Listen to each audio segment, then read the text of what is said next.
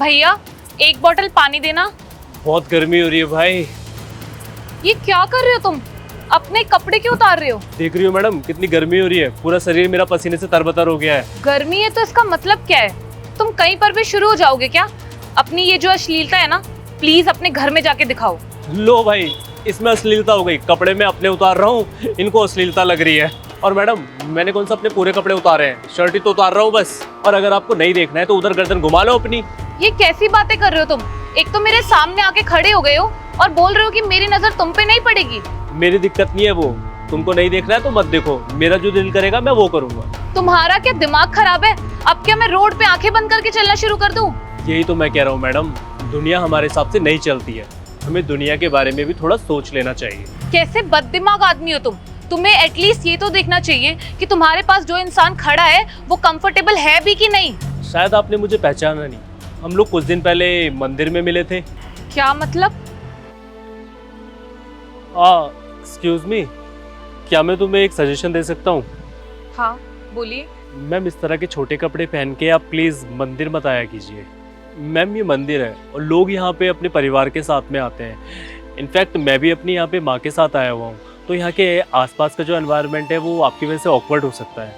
ओ hello mister, तुम होते कौन हो मुझे ज्ञान देने वाले? अरे मेरे कपड़े, मेरी मर्जी, मैं चाहे जो मर्जी कुछ पहनूं। मुझे तो ये नहीं समझ में आ रहा कि तुम ये लेक्चर मुझे क्यों दे रहे हो। मैडम आपकी बात बिल्कुल ठीक है, आपकी जो मर्जी हो आप वो कपड़े पहनिए, लेकिन मंदिर में इस तरह के छोटे कपड़े पहन के आना ठीक नहीं है। वो क्या है ना, आसपास का माहौल थोड़ा अनकंफर्टेबल हो सकता है आपको देख के। छोटे मेरे कपड़े नहीं है, तुम्हारी सोच छोटी है। और अगर तुम्हें मुझे देख के अनकंफर्टेबल फील होता है ना, तो तुम एक काम करो, अपनी आंखें बंद कर लो। मैम आप ये कैसी बातें कर रहे हैं? अब लोग आपकी वजह से अपना घर से निकलना भी छोड़ दे क्या? हाँ आई एम सॉरी, वो मैंने उस दिन आपको काफी कुछ बोल दिया था, आप प्लीज मुझे माफ कर दीजिए। देखिए मैं लड़कियों की आज़ादी के खिलाफ नहीं हूँ। इनफैक्ट जो लड़कियों का दिल करे ना उन्हें वो पहनना चाहिए, और शायद जिसका भी जो दिल करे ना उसे पहन लेना चाहिए। लेकिन शायद कुछ लड़कियों को ये बात समझ में नहीं आती है। अब आप मुझे एक बात बताओ, अगर हम गोवा वाले कपड़े मंदिर में पहनेंगे और मंदिर वाले कपड़े गोवा में पहनेंगे तो ये दोनों अलग बातें हैं ना, और दोनों जगह का लाइफ स्टाइल भी अलग है।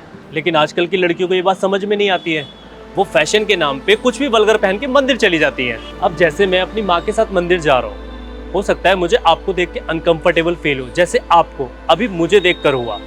तो हमें इन बातों का ध्यान रखना चाहिए। मैं समझ गई कि आप मुझे क्या समझाना चाहते थे।